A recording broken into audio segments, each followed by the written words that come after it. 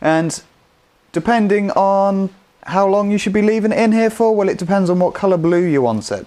If you leave it in here, maximum uptake time is 20 minutes, so you're wasting your time leaving it any longer than 20 minutes, it won't get any darker.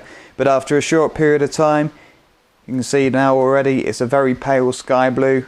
Leaving a little bit longer, it'll go a little bit darker, so you can experiment with the times you leave it in your dye bath. But I want this as blue as possible, with a light blue. So I will be leaving this in for the full duration. There you go. Again, it's actually quite a nice blue, that, isn't it? But see, this is the beauty of it. You can buy all your different blues. You can buy your greens, yellows, golds, reds, blues, blacks, and depending on how long you leave them in the dye for, you can vary the colour. Look at that. That's beautiful.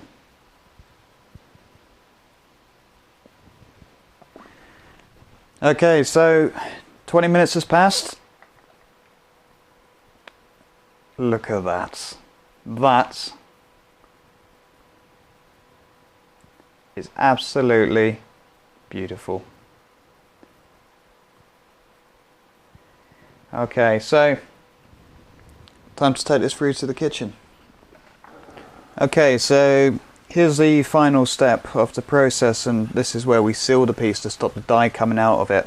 Now, you shouldn't really just drop this straight into boiling water, because the boiling water will agitate the piece and it will help the dyes come out from the piece. Now what I usually do is just suspend it above the steam for a couple of minutes or so, and this will start off the sealing process before we actually dump it into the water.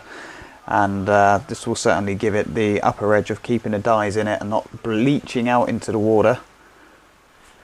So as I say, don't boil the water, simmer it. And this process will take about 20 minutes in total. As you can see, the piece on the jig is a little bit too big for the pan I'm using here. It's just I don't think Swinbo will appreciate me taking a bigger pan out the cupboard, so I'm going to stick with the one which he donated me. So what I'm going to do is remove one piece of it off the jig and drop the whole thing in. Okay. So that's the lid off. We'll just leave that in there to simmer now for 20 minutes. We'll take it out and then we'll be moving on to polishing. So there you have it. That's your full process. Here is the anodized piece. You see the white scum looking stuff all over it? Well, that's normal. That polishes straight off. It comes off quite easily. So there you go. We have one lid. You don't have to worry about touching it now. You've sealed the piece, so it's you won't have to worry about getting fingerprints all over it now. And all what's left to do is get this off the jig, which is sometimes easier said than done.